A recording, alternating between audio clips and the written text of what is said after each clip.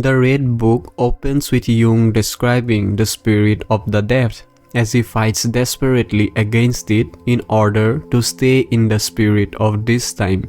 He writes, "If I speak in the spirit of this time, I must say, no one and nothing can justify what I must proclaim to you.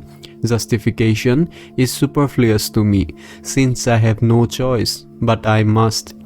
I have learned that in addition to the spirit of this time, there is still another spirit at work, namely that which rules the depth of everything contemporary.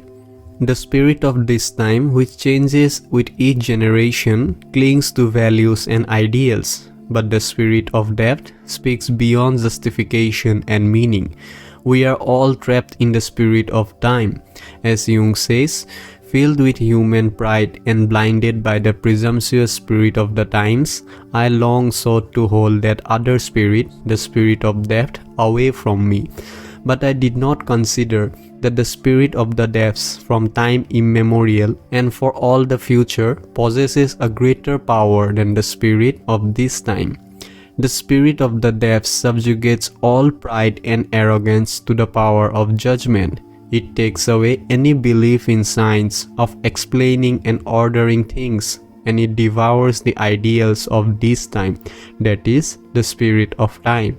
It forces you down to the last and simplest things. The spirit of the depths takes away all your knowledge and understanding and places them at the service of the inexplicable and the paradoxical. It melts together the sense and nonsense in order to produce the supreme meaning.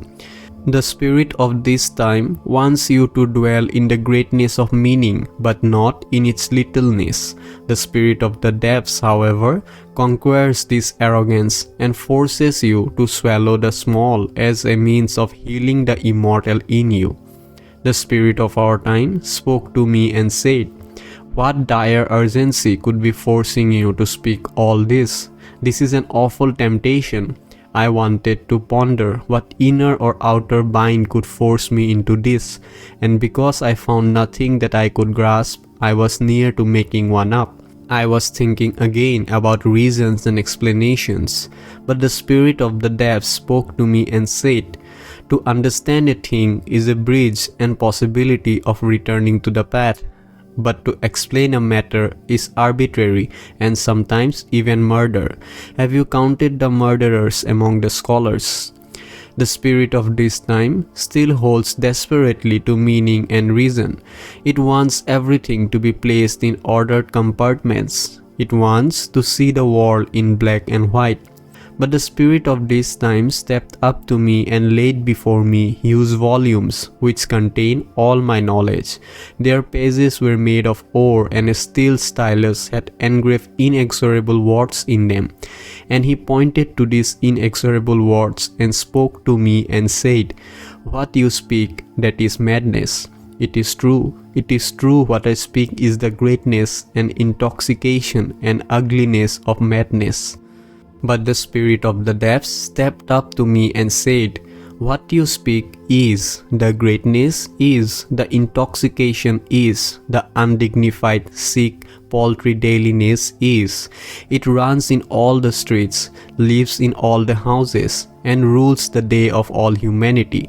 Even the eternal stars are commonplace. It is the great mistress and the one essence of God.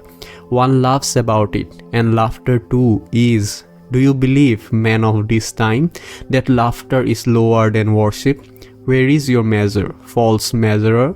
The sum of life decides in laughter and in worship, not your judgment." The spirit of this time makes a last attempt. It says, "What solitude, what coldness of desolation you lay upon me when you speak such. Reflect on the destruction of being and the streams of blood from the terrible sacrifice that the depths demand."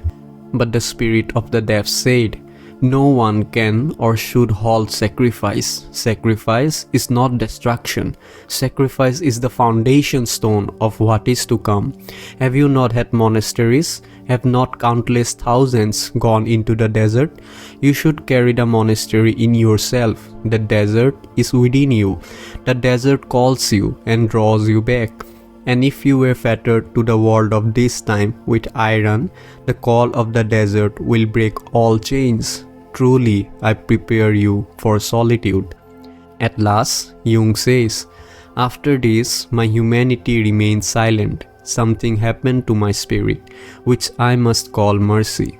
The mercy which happened to me gave me belief, hope, and sufficient daring not to resist further the spirit of the depths, but to utter his word.